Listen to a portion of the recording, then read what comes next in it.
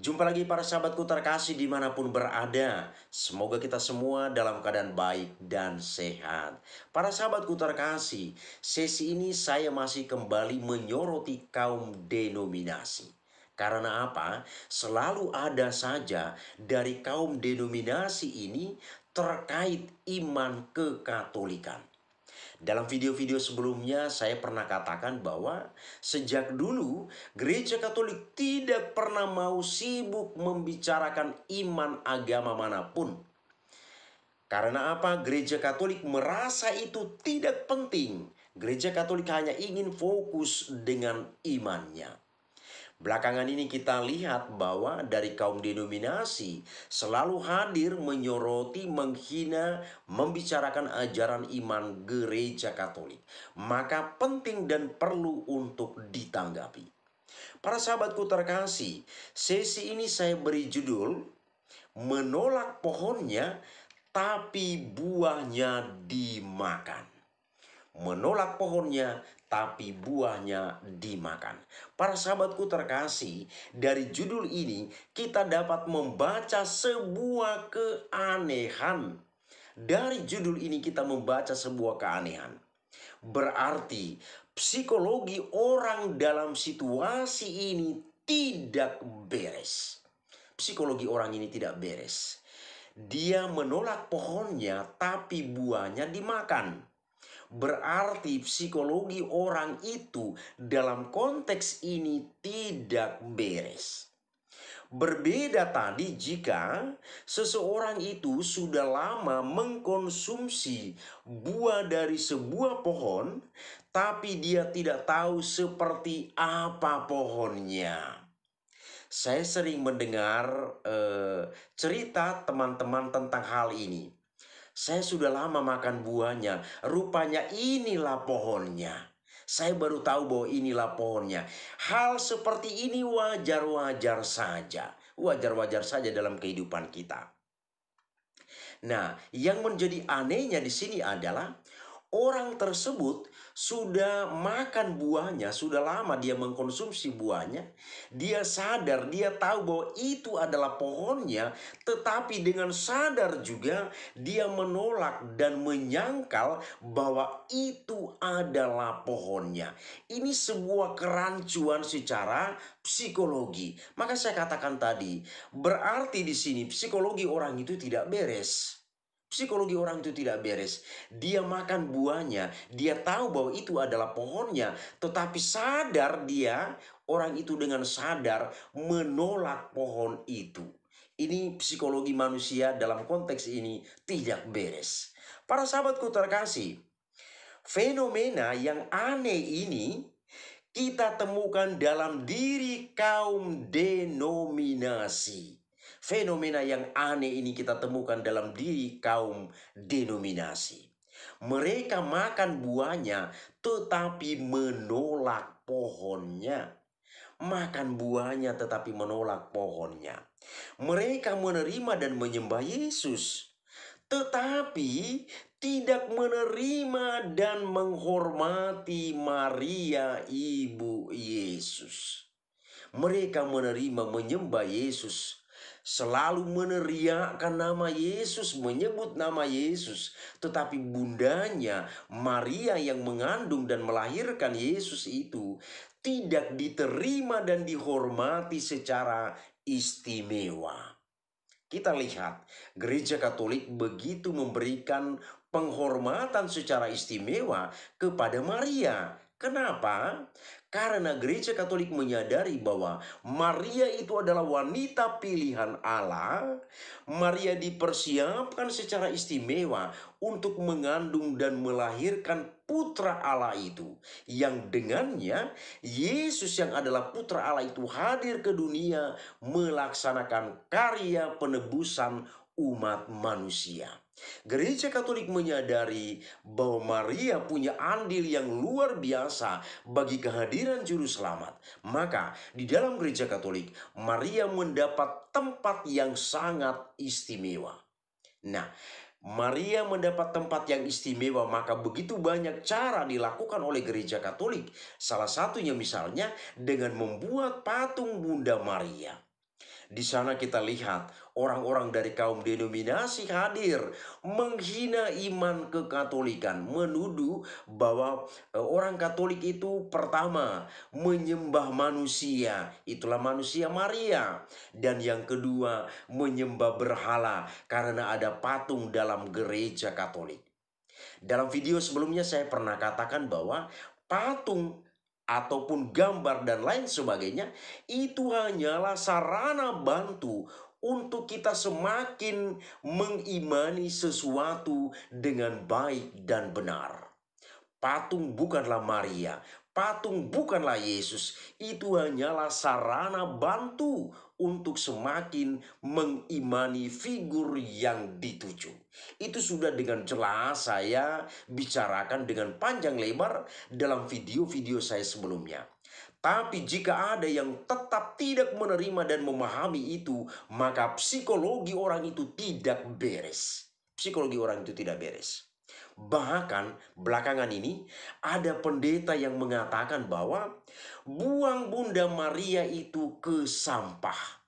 Ada pendeta yang berkata demikian atau mengatakan demikian, buang saja Bunda Maria itu ke sampah. Di sana Yesus disebut-sebut, Yesus diimani, nama Yesus selalu diteriakan, tetapi Maria ibunya tidak diterima. Bahkan ada pendeta yang mengatakan, buang saja Bunda Maria itu ke sampah. Para sahabatku terkasih, situasi atau dari situasi ini saya punya beberapa komentar penting untuk kita. Pertama, Yesus yang mana yang Anda sembah? Yesus yang mana yang Anda sembah? Jika Yesus Kristus yang adalah Tuhan yang Anda sebut dan Anda sembah itu, berarti Anda tahu dengan jelas bagaimana kisah Yesus itu. Kalau Yesus Kristus yang adalah Tuhan itu yang Anda sembah, maka tentu dengan jelas Anda tahu bagaimana kisah Yesus itu. Apalagi Anda itu selalu mengatakan sola scriptura, dan sola scriptura. Hanya kitab suci, dan kitab suci. Mengapa hal penting yang berhubungan dengan kisah Yesus ini tidak Anda bicarakan? Di mana letak sola scriptura itu? Di mana hubungan dengan sola scriptura itu? Jadi kitab suci yang mana yang Anda gunakan? Selain saya pertanyakan tadi Yesus mana yang Anda sembah, sekarang saya pertanyakan kitab suci yang mana yang Anda gunakan? Yang mana? Kitab suci yang mana? Berarti kitab suci yang Anda gunakan itu adalah hasil karangan bebas Anda sendiri. Hasil karangan bebas. Maka di sana Anda bisa suka-sukanya membicarakan sesuatu. Artinya apa? Bagian mana yang Anda suka itu yang Anda bicarakan. Bagian mana yang tidak Anda suka itu tidak Anda bicarakan. Jadi selain tadi Yesus mana yang Anda sembah, saya juga mempertanyakan kepada Anda sekalian, kitab suci mana yang Anda gunakan? Alkitab yang mana yang Anda gunakan? Berarti Alkitab yang Anda gunakan di sini adalah hasil karangan bebas Anda sendiri. Yang kedua, komentar saya yang kedua. Dalam Al-Quran, Maria disebutkan sebanyak 34 kali. Al-Quran yang merupakan kitab sucinya umat muslim, di dalamnya saja menyebut Maria sebanyak 34 kali. Artinya apa? Dalam Islam sendiri, Maria merupakan wanita yang sangat dihormati. Kemudian, Maria di dalam Al-Quran dikisahkan sebagai ibu dari Isa Al-Masih. Dan kita lihat bagian Al-Quran yang menyebut Maria misalnya. Dalam surah Ali Imran ayat 45 sampai dengan ayat 47. Bunyinya kurang lebih demikian. Ingatlah ketika para malaikat berkata, wahai Maryam, dan seterusnya. Kemudian yang lain misalnya, dalam surah Maryam ayat 23 sampai dengan ayat 25. Kemudian yang lain lagi, dalam surah Al-Baqarah ayat 87 dan ayat 253 dan lain sebagainya. Jadi di dalam Al-Quran sendiri begitu banyak membicarakan tentang Bunda Maria. Di sana Al-Quran sendiri bicara tentang Bunda Maria. Maria itu wanita yang dihormati di dalam agama Islam. Dan di sana dikisahkan bahwa Maria itu adalah ibu dari Isa Al-Masih. Bayangkan, Maria dalam Al-Quran dibicarakan. Apalagi kita sebagai pengikut Yesus sendiri. Tentu kita pasti memiliki penghormatan yang istimewa terhadap Maria yang merupakan wanita istimewa juga. Karena Allah telah memilihnya dan mempersiapkannya untuk kehadiran juru selamat di dunia. Jadi Al-Quran saja bicara tentang Bunda Maria. Apalagi Alkitab sendiri. Jadi kalau Alkitab sendiri bicara tentang Bunda Maria, mengapa hal-hal yang berhubungan dengan Bunda Maria tidak Anda bicarakan? Dan Maria kenapa tidak Anda beri penghormatan secara istimewa? Komentar yang ketiga. Yesus yang Anda sembah itu hanyalah sebuah hasil imajinasi dari Martin Luther. Yesus yang Anda sembah itu adalah sebuah imajinasi atau sebuah hasil imajinasi dari Martin Luther, pendiri agamamu. Yesus itu yang Anda sembah itu adalah sebuah hasil imajinasi.